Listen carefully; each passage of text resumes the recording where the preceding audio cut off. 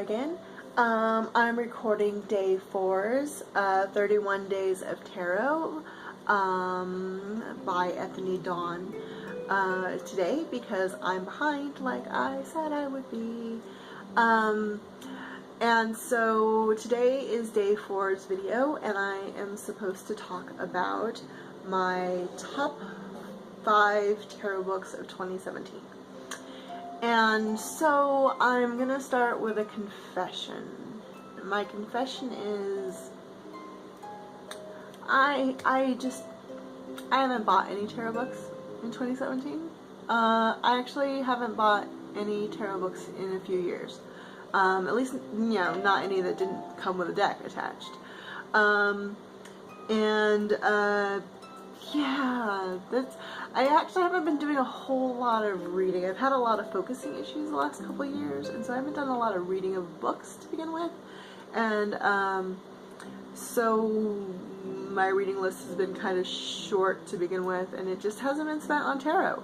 So I've been reading a lot of blogs, been watching a lot of videos, so it's not like I haven't been studying, I just haven't been studying books.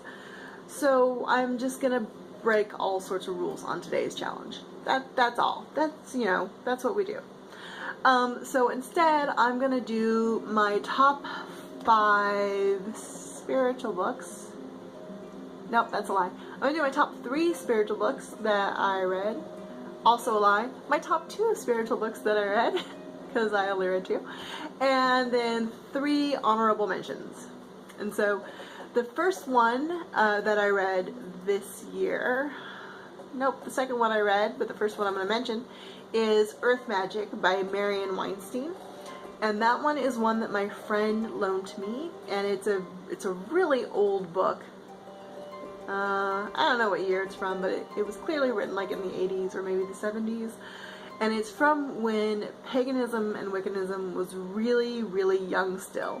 Like, it wasn't like brand spanking new, but it was still not talked about a lot, and we didn't have so many traditions running around, and we didn't have quite so much historical research that had been done, or so much Reconstructionist ideas and the neo-paganism happening either. Like, this was back in our baby days of the neo movement. And I was also a baby if I was even around. So, my friend loaned this to me because it was one of her formative books, and it was really interesting to have that kind of snapshot back in time to see, like, this was the roots of our paganism, you know, this writer and her work. And it was really interesting to see how short the chapters were and how different the information was. Like, the information wasn't really different, but it was very simple and uncomplicated, and it's very interesting. When I was in high school, I read Silver Ravenwolf. Yes, Silver Ravenwolf. You know, to ride a silver broomstick and to stir a magic cauldron, and all those books, all the teenage witch books, and those books were so much thicker with so much more information than this book, and so that was fascinating. Not like this information was bad, it was great basic information, but it was just so uncomplicated in comparison. There was so much less rules, so much less requirements. It was just, there was a lot less to remember. However, the information was presented as much more strict. So while carrying out a ritual for spring had a lot less steps in it back when this book was written, it was much more necessary to follow it exactly. Whereas modern writing is like, well, some people do it this way, some people do it that way. We have options. Just, you know, work with what you got. So that was really fascinating to me. So it was kind of a glimpse back into our formative years, and that was really fascinating. The other book that I read that I just loved the hell out of was How to Be Ultra Spiritual by J.P. Sears. And if you don't follow his channel, which of course you will find linked in the description because I love it so much, and if you follow me on any of my social media, I'm always resharing his stuff. He does the whole ultra spiritual series that's very satirical and pokes a lot of fun at the new age liberal neo-thought movement kind of stuff, and it is, I just crack up. It's ridiculous and hilarious, and it's just way too funny, and this book is more of the same. It really just, it's presented as a step-by-step guide of how to be holier than thou in the spiritual movement, and the only thing that doesn't make it completely absurd is I'm pretty sure I know people who are following that step-by-step program. So that was, it was a fantastic book, and there were, I admit, there were a couple times where I realized I needed to check myself, because I too was that satire. So not just pure comedy, but also educational. I'm willing to admit that. Very well written, very funny, very light reading, and sometimes it's nice to just have something that isn't so studious and serious and grave all the time. Humor is good for you, and it's good to laugh, and it's good to laugh at yourself, so that's fun. So, on to our special mentions.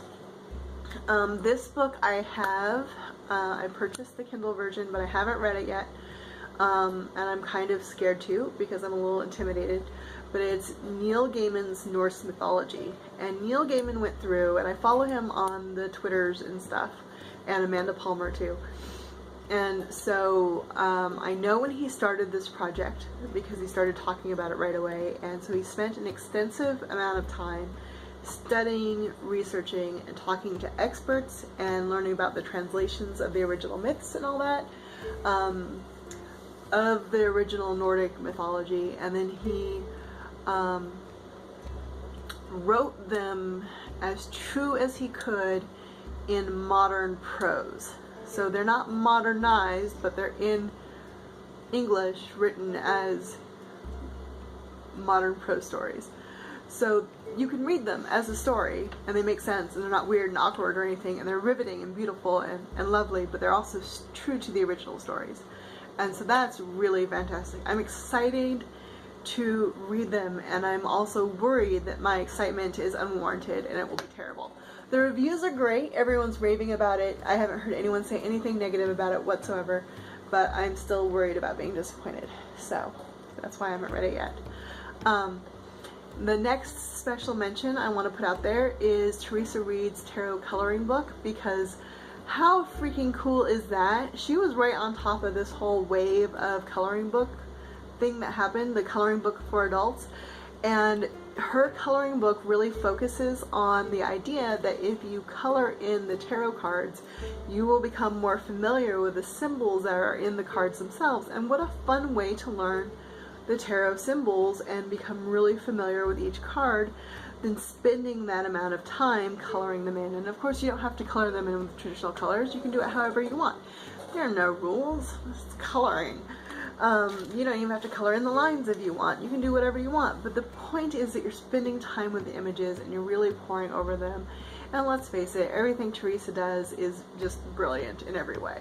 You're not familiar with Theresa Reed. She's the tarot lady on all of the medias everywhere, and she's just brilliant. So you should absolutely be following her. The last special mention I want to give you is the book that kind of did it for me. So, my mother was a tarot reader, and I got my first deck when I was 9. So you can only imagine, we had an extensive library of tarot books. My grandfather was also a tarot reader, so I had his books, I had my mother's books, and then I had my own collection of books. And I actually struggled for a really long time learning the system of tarot. Like, I understood individual cards and I kind of understood the overall arc, but it never really clicked. I never really could understand I could never internalize the system of tarot and how it worked and like what the underlying meaning and rhythm of the thing was, until I cracked open this book that my mother's friend gave her when I was, I don't know, like 11 or 12. And that was Tarot, A New Handbook for the Apprentice by Eileen Conolly. And there's 2 more books in that series. There's the Tarot, the Journeyman and then Tarot Becoming a Master or something like that. I actually never read the third book because we didn't have it. And but the new handbook for the Tarot Apprentice really broke down the system for the tarot. The numerological correspondences of the numbers in the suits to the elemental correspondences of the suits. You know, 1 plus fire and how that worked. And it had never occurred to me to look at the minor arcana that way before. And it really, really helped me understand the tarot cards a lot more. And where it really, really struck home was in those court cards. Because understanding the role of the court cards and how they corresponded to age groups and genders, and then personality traits based on elements, both positive personality traits and negative personality traits, just made the tarot so much easier for me in so many different ways. And from that foundation, I was able to build all these layers and layers of nuance and context and, I don't know, all the things that have come there over the years. So that was the real big breakthrough book for me. And so I absolutely recommend it to anyone who's really struggling with this system of tarot. She also breaks down the symbols that you find, like on the Rider-Waite. There's a bunch of astrological symbols and hermetical symbols and all those. And she breaks down the system used to design which symbol goes onto which card, which is incredible. Now, once again, I am not an astrologer. I suck at astrology, but if those symbols mean something to you, that system would probably be very helpful. So I definitely recommend that book a whole lot. So those are going to be my top 5 tarot books of 2017, the majority of which have nothing to do with tarot and also didn't happen in 2017. So we didn't do this challenge at all, but we vaguely gave a nod to it. Again, this is Nathara at CrowSong Lodge, and I'm signing off.